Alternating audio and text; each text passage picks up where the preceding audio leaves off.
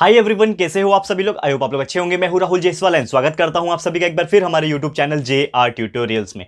Friends, आज again आपके सामने एक मोस्ट इंपॉर्टेंट 7th स्टैंडर्ड के लिए हिस्ट्री सब्जेक्ट का हमारा जो पहला चैप्टर हमने शुरुआत किया था दोस्तों, जिसका नाम है chapter number 1 sources of history. आज हम इस चैप्टर का लेक्चर नंबर 2 आपके लिए लेकर आ गए। जी हाँ दोस्तों, जैसे कि आपको पता है कि हमने जस्ट इसके प्रीवियस लेक्चर वीडियो में हमने स्टार्ट किया था हमारा हिस्ट्री सब्जेक्ट, ठीक है। और हिस्ट्री जैसे कि आप लोग बहुत डिमांड कर रहे थे, तो पहला चैप्टर हमने शुरुआत किया है। काफी छोटा चैप्टर है, तो बेसिकली 2 से 3 लेक्चर में खत्म हो जाएगा। आज सेकंड लेक्चर है, इसके बाद एक और लेक्चर होगा तो पहला चैप्टर कंप्लीट हो जाएगा। और एक और चीज मैं बता दूं, 7th स्टैंडर्ड के लिए हमने स्टार्ट किया है, वैसे 8th स्टैंडर्ड के लिए, 9th स्टैंडर्ड के लिए और 10th स्टैंडर्ड के लिए भी बहुत आपको देखने मिल जाएंगे, बहुत सारे वीडियोस अवेलेबल हो जाएंगे, ठीक है। तो आप बस हमारा प्लेलिस्ट सेक्शन को और वीडियो सेक्शन को कंटिन्यूअसली चेक करते रहना हर दिन, ताकि आपको पता चलता रहेगा कि हम हर दिन कौन कौन से वीडियोस अपलोड करते हैं। साथ ही में आपका जो बाकी सब्जेक्ट है आपके सिलेबस में, जैसे कि साइंस एंड मैथ्स, उसका पूरा सिलेबस 100% कंप्लीट करके हमने वीडियो बना के रखा हुआ है, अपलोडेड है। हर एक चैप्टर्स के हर एक लेक्चर्स वीडियो अपलोडेड है। आपको बस हमारे वीडियो सेक्शन और साथ में प्लेलिस्ट सेक्शन जो है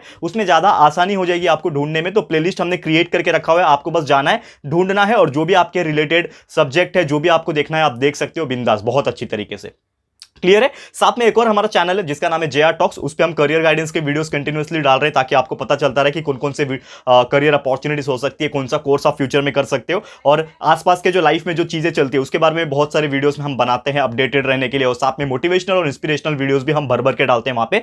तो प्लीज आप हमारे सेकंड चैनल को भी विजिट कीजिए, पसंद आएगा तो चैनल को सब्सक्राइब जरूर से कर लेना, ठीक है। तो शुरुआत करते हैं आज के इस वीडियो के, जो कि हमारा सोर्सेस ऑफ हिस्ट्री। तो आपको याद होगा कि जो हमारा पहला लेक्चर था, लेक्चर नंबर 1, उसमें हमने डिस्कस किया था सम बेसिक कंसेप्ट कि हिस्ट्री क्या होता है। और उसमें हमने देखा था कि 3 टाइप की हिस्ट्री होते हैं, एंशिएंट हिस्ट्री, मिडिवल हिस्ट्री और मॉडर्न हिस्ट्री। और हमारा जो ये 7th स्टैंडर्ड, इसमें हमें मिडिवल हिस्ट्री के बारे में पढ़ना है। और मिडिवल हिस्ट्री में हम सोर्सेस के एविडेंस के ऊपर जाते हैं, यानी कि अगर हमें कोई बताएगा कि चलो यार हिस्ट्री होता है, ठीक है ना, एक इमेजिन के तौर पे समझो कि अगर कोई मुझे बताएगा कि हिस्ट्री होता है, तो मैं कैसे मान लूं यार हिस्ट्री था।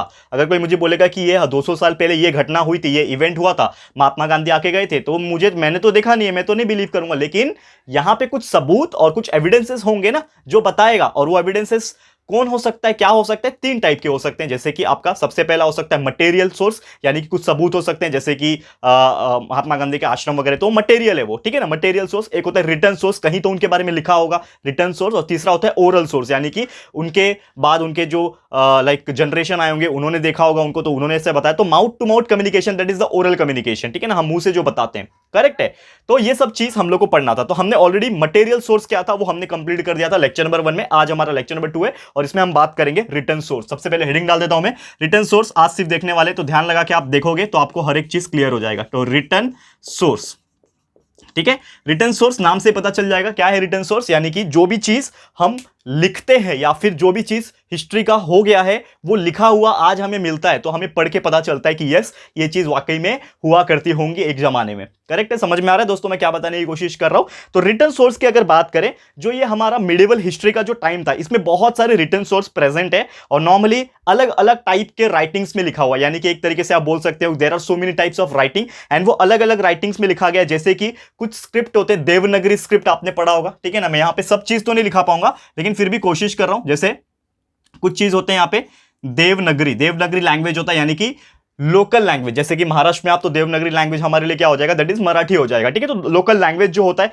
फिर अरेबिक लैंग्वेज, पर्शियन लैंग्वेज, ठीक है ना, ऐसे बहुत सारे लैंग्वेजेस में लिखे गए, ठीक है ना। वो टाइम पे अरेबिक, अरब्स होते थे, वहां पे मुगल्स लोग होते थे, तो वो टाइम पे अरेबिक लैंग्वेज होता था, पर्शियन लैंग्वेज होता था, ऐसे अलग अलग टाइप के लैंग्वेज हुआ करते थे, ठीक है ना। अगर मैं बताऊं यहां पे, तो पर्शियन लैंग्वेज, मोदी लैंग्वेज, तो अलग अलग टाइप के ऐसे लैंग्वेजेस में जो रिटर्न स्क्रिप्ट है ना, ये जो रिटर्न सोर्स है ना, वो लिखा जाता था पहले के जमाने में, ताकि जो आने वाली पीढ़ी है उनको पता चलता रहे कि हो क्या रहा है। क्योंकि अगर फॉर एग्जांपल कि हम लोग आज के दिन जो भी कर रहे हैं, आज हमारे पास टेक्नोलॉजी है, आज हम लोग एरोप्लेन उड़ा सकते हैं, गाड़ी चला सकते हैं, बहुत सारी चीज कर सकते हैं, बुलेट ट्रेन चला सकते हैं, करेक्ट है। अगर मैं कहीं उसके बारे में लिखूंगा ही नहीं, तो क्या हमारी आने वाली पीढ़ी जो है उसको पता चलेगा?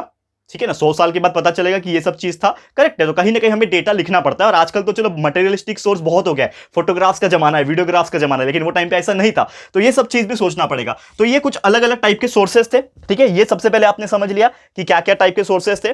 साथ ही में अगर हम बात करें, ये तो लैंग्वेज की बात हो गई, अलग अलग स्क्रिप्ट की बात हो गई, लेकिन ऐसे बहुत सारे अदर थिंग्स भी प्रेजेंट है वो टाइम पे, जो लोग फॉलो करते थे और उसके हिसाब से लिखते थे। जैसे कि भुर्ज पात्रा, ठीक है ना। भुर्ज पात्रा क्या होता है, यहां पे मैं स्पेलिंग अगर लिखा हुआ आपको, ठीक है, भुर्ज पात्रास, ठीक है। तो भुर्ज पात्रास क्या होता है? इट इज नथिंग बट जो एक तरीके से हर्बल मेडिसिन होते थे वो जमाने में, ठीक है ना। भुर्ज पात्रा मतलब आयुर्वेदिक हर्बल मेडिसिन जो होते थे वो जमाने में, उसके बारे में लिखा गया। क्योंकि एक टाइम था ऐसा, जो आज हम लोग एलोपैथी की दवा खाते हैं, यानी कि डायरेक्टली मेडिसिन दुकान से खरीद के खाते हैं, वो केमिकल से बनता है, ठीक है ना, कहीं ना कहीं। लेकिन जो एक जमाना था पहले वाला, उसमें कोई केमिकल्स वगैरह थे नहीं, फैक्ट्रीज वगैरह थी नहीं, तो वो जो दवा होती थी वो आयुर्वेदिक होती थी। तो ये भुर्ज पात्रा उसके बारे में लिखा जाता था कि हाँ, ये मेडिसिन आप खाओगे, इस तरीके से जड़ी बूटी लोगे तो आप ठीक हो जाओगे। फिर अगर मैं बात करूं, फिर बहुत सारे रिलीजियस मैन्युस्क्रिप्ट होते थे, ठीक है ना। रिलीजियस मैन्युस्क्रिप्ट क्या होता है? रिलीजियस मैन्युस्क्रिप्ट, जैसे कि अगर मैं इसके बारे में बात करूं, रिलीजियस मैन्युस्क्रिप्ट के बारे में, तो अलग अलग धर्म होते थे पहले के जमाने में, आज भी है, तो उनके बारे में लिखा जाता था ताकि उनके जो पीढ़ी आएंगे, नेक्स्ट जनरेशन जो आएगा, उनको पता चले। ऐसे ही ट्रिएटिस होते थे। ट्रिएटिस मतलब क्या होता था दोस्तों? जो एस्से जैसा लिखा जाता था, एक तरीके से कुछ हम लोग को एक टॉपिक के बारे में लिखना है, ठीक है ना, तो ये टॉपिक के बारे में एक एस्से जैसा हम लोग लिखते थे वो जमाने में, तो उसको हम लोग ट्रीटिस बोलते थे, ठीक है। फिर एडिक्स होता था। एडिक्स एडिक्स यानी कि लॉ होता था, नियम कानून, जैसे कि आज के जमाने में लॉ है, तो एडिक्स होता था। फिर उसके बाद अगर देखा जाए तो ऐसे बहुत सारे बायोग्राफीज, पेंटिंग, जैसे बहुत सारी चीजें होते थे, ठीक है ना। बायोग्राफी जैसे कि आपको किसी इंसान के बारे में पढ़ना है तो आज आपको मिल जाएगा कहीं ना कहीं, क्योंकि वो ऑलरेडी पहले से लिखा गया था। अकबर के बारे में पढ़ना है, शिवाजी महाराज के बारे में हमारे पढ़ना है, तो आपको मिल जाएगा। तो हो गया ये सब चीज, बायोग्राफी हो गया, पेंटिंग हो गया, तो ये सभी चीज क्या है? लिखा हुआ चीज है ना। पेंटिंग ड्रॉ किया हुआ है, बायोग्राफीज लिखा हुआ है, लॉ बनाए गए लिखा हुआ है, सब चीजें, जितनी चीजें की मैं बारे में बात कर रहा हूं, ये सब कहीं ना कहीं क्या है? एक रिटन मैन्युस्क्रिप्ट जैसा यहां पे यूज होता है। और ये सब जो इंफॉर्मेशन है, इससे हमें पता चलता है कि वो जमाने के जो लोग हुआ करते थे वो क्या खाते थे, क्या पहनते थे, कैसे जीते थे, उनकी लाइफस्टाइल कैसे हुआ करती थी, कौन से जगह पे रहते, तो ये सभी चीजें जो है उनके बारे में पता चलती थी। और साथ ही में वो कौन सा फेस्टिवल वगैरह बनाते, त्योहार कैसा सेलिब्रेट करते हैं, कि वो सब चीज उन्होंने कहीं ना कहीं कौन से फॉर्म में, अलग अलग फॉर्म में लिखा हुआ है। कहीं ना कहीं ये सब चीज लिखा हुआ है कि ये धर्म के लोग ऐसा फॉलो करते थे, मराठा लोग ऐसे करते थे, ठीक है ना, बाकी पेशवास लोग ऐसे करते थे, अलग अलग टाइप के लोग, अरब्स लोग ऐसे करते थे, ठीक है। तो इस तरीके से अपने लोगों की जिंदगी के बारे में, उनके त्योहारों के बारे में, उनके पहनावे के बारे में, उनके खाने के बारे में, हर चीज जो है वो दोस्तों लिखा गया है। और यही सब चीज को बोला जाता है दोस्तों, इन शॉर्ट, रिटन सोर्स। क्या बोला जाता है? रिटन सोर्स बोला जाता है। क्लियर है? समझ गया आपको? तो उम्मीद करता हूं कि जो हमारा पहला टॉपिक है आज का, रिटन सोर्स, ये आपको बहुत ही अच्छे से समझ में आ गया। देखो बहुत सिंपल है, और नॉर्मली आपको पता है कि history is the boring subject, we all know that, ठीक है ना। हिस्ट्री क्या है? थोड़ा सा बोर करता है, लेकिन मैं आपको एक चीज बताऊंगा कि हम लोग जो भी यहां पे पढ़ाते हैं ना दोस्तों, उससे आपको एटलीस्ट कंसेप्चुअल नॉलेज में यहां पे क्लियर कराने की कोशिश कर रहा हूं, और अपने लैंग्वेज में थोड़ा सिंपल बनाने की कोशिश कर रहा हूं। लेकिन अगर मैं एक बात बोलूं ना, कि आप लोग ना साथ में अपना टेक्स्ट बुक लेके बैठा करो, यानी कि जो भी आपका बुक्स होगा, अभी आप 7th हिस्ट्री में हो, तो आपका 7th का हिस्ट्री का बुक अगर आप सामने रखते हो और वो भी साथ में देखते हो, और हमारे वीडियोस भी साथ में देखते हो, तो डेफिनेटली बोलता हूं, जो मेरा वीडियो का काम 90% कर रहा होगा, तो वो 10% एक्स्ट्रा काम करेगा आपका टेक्स्ट बुक भी। क्योंकि अगर आपका दोनों साथ में है ना, तो ट्रस्ट भी दोस्तों, ये दोनों मिलकर ना एकदम आग लगा देंगे, और आपका एकदम अच्छा क्वालिटी कंटेंट आपको मिल जाएगा। और साथ ही में आपको बता दूं कि जब आप वीडियोस देखते हो और कुछ चीजें समझने की कोशिश करते हो, और एट ए टाइम आप रीड भी करते हो ना कुछ चीजें, जो चीज लिखा हुआ है, और आप टेक्स्ट बुक भी देख रहे हो, रीड भी कर रहे हो एट ए टाइम में, मतलब टेक्स्ट बुक सामने है, वीडियो सामने है, तो दोनों चीज एक साथ जब कर रहे हो, तो आपका मेमोरी और ज्यादा शार्प होता है। और डेफिनेटली समझ जाना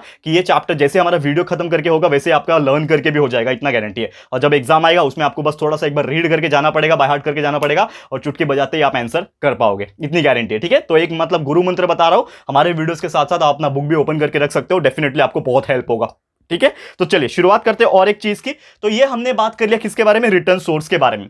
अब एक और चीज है दोस्तों, कि ये जो हम लोग चीजें पढ़ रहे हैं, रिटर्न सोर्स वगैरह जो पढ़ रहे हैं हम लोग, ये कौन से पीरियड के टाइम पढ़ रहे हैं? मिडिवल पीरियड के टाइम का पढ़ रहे हैं, ठीक है। क्योंकि हमारा जो पूरा 7th स्टैंडर्ड है, ये पूरा जो बीच का समय था, 9th सेंचुरी से लेके कौन सा सेंचुरी, 18th सेंचुरी तक का जो समय था, ये बहुत ही एक तरीके से बोलते हैं ना, बिजी शेड्यूल था। यानी कि बहुत सारी घटनाएं हुई इसमें, ठीक है। इसमें मुगल्स आए, ब्रिटिश आए, बहुत सारी चीजें हुए। तो ये टाइम पे क्या हुआ, यही पीरियड के दौरान में हमारे इंडिया में बहुत सारे ट्रैवलर्स अदर कंट्री से आने लगे। हमारे इंडिया में अलग अलग कंट्री से ट्रैवलर्स आने लगे, एंड ये जो ट्रैवलर्स है ना, जब वो आते थे तो वो अपना ट्रैवल लॉग्स लिखते थे। ट्रैवल लॉग्स क्या होता है? यहां पे कुछ चीजें बताते हैं ट्रैवल्स के बारे में, ठीक है। ट्रैवल लॉग्स बोलते हैं उसको।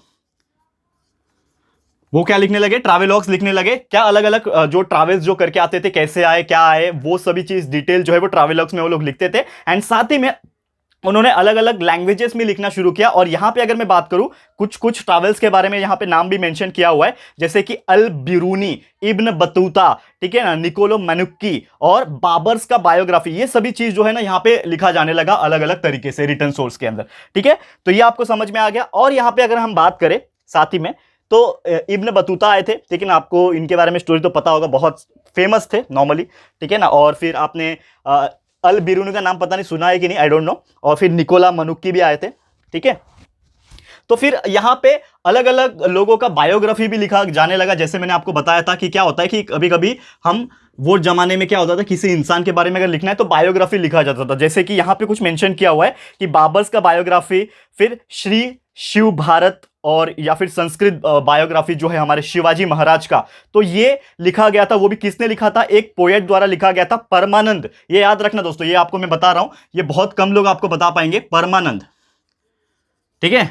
ये आपको क्वेश्चंस भी पूछ सकता है कि जो शिवाजी महाराज का जो बायोग्राफी था उसको किसने लिखा था, तो एक पोएट ने लिखा था जिसका नाम था दोस्तों परमानंद। एंड उन्होंने से बहुत सारे अलग अलग भी लोगों की बायोग्राफी लिखी है, जिसमें मतलब उनके पूरे जीवनचर्या के बारे में बताया कि यार वो कैसे रहते थे, क्या करते थे, उन्होंने अपनी पढ़ाई कैसे की, एंड क्या क्या उन्होंने मतलब बोलते हैं ना अचीवमेंट किया अपने लाइफ में। तो ये सभी चीज उसमें लिखा गया था। एंड बहुत सारे रूलर्स के बारे में, पॉलिसीज के बारे में, और साथ साथ में जो भी उधर पे बॉडीज होती थी, बॉडीज इन द सेंस जो भी वहां पे गवर्नमेंट बॉडीज होती थी कि कौन से टाइप के लोग शासक करते थे वहां पे, हर चीज के बारे में उन्होंने डिटेल वगैरह बताया, ठीक है। ये एक चीज हो गया रिटर्न सोर्स में। एक और चीज आता है रिटर्न सोर्स में जिसको बोलते हैं तारीख, ठीक है ना। तारीख, तारीख को बोला जाता था वो टाइम पे तावारिख, ठीक है। स्पेलिंग लिख लेते हैं यहां पे, तावारिख, ठीक है। जैसे कि आपको पता है तारीख का मतलब क्या होता है, ये जो तारीख, ताराक लिखा है मैंने, ये तारीख जो होता है ना, तारीख मतलब डेट। जैसे कि आज मैं बोलूंगा कि आज डेट जो है वो कितना है, मुझे भी याद नहीं है एक्चुअली, ठीक है, 15 जून आई गेस, ठीक है ना, 15 या 16 जून जो भी है, ठीक है।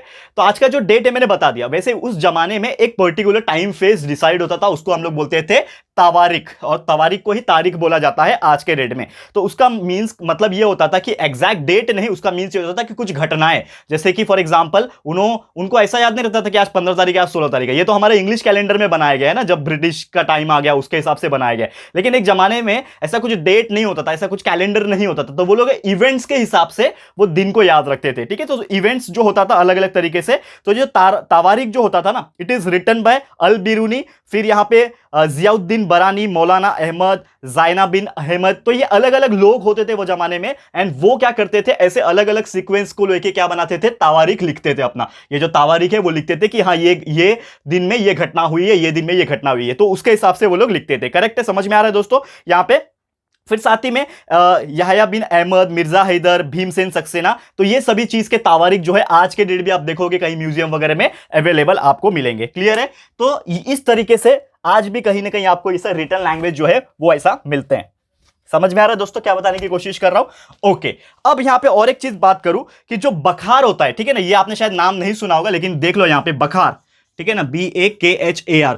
तो बखार क्या है, Bakhar is a type of chronicle. Chronicle मतलब क्या होता है, जैसे कि पुराने जमाने में जब घटनाएं होती थी ना, तो वो किस आधार पे हुई है। जैसे कि फॉर एग्जांपल 1914 में कुछ हुआ, फिर उसके बाद 1915 में कुछ हुआ, 1916 में कुछ हुआ, तो यानी कि सीरियल वाइज, जिसको हम लोग बोलते हैं ना क्रोनोलॉजिकल ऑर्डर। क्रोनोलॉजिकल ऑर्डर मतलब सीक्वेंस में, इंक्रीजिंग ऑर्डर। हाँ, 2010 में कुछ हुआ, 2011 में कुछ हुआ, 2012 में कुछ हुआ, जैसे लाइन वाइज जो चीज अरेंजमेंट होता है क्रोनोलॉजिकल ऑर्डर में, उसको यहां पे क्या बोला जाता है, बखार बोला जाता है, जो कि हमारे महाराष्ट्र में ही ओरिजिनेट हुआ। यानी ये जो बखार को लिखने का जो परंपरा शुरू हुआ, जो मेथड शुरू हुआ ना एक टाइम पहले, वो किसमें शुरू हुआ, सबसे पहले हमारे महाराष्ट्र में ही शुरू हुआ, ठीक है, बखार को लिखना, यानी कि series of event you can say.